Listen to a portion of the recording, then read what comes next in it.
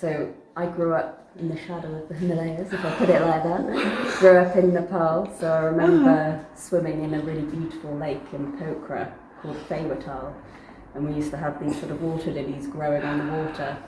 And I just remember I always wanted to swim in there or go on a boat across that river and across the lake. That was probably one of my first memories of loving nature. Did you ever get to have that experience of going in swimming with the lilies? Yeah, although they were actually invasive and ended up taking over. But at the time I just thought they were beautiful.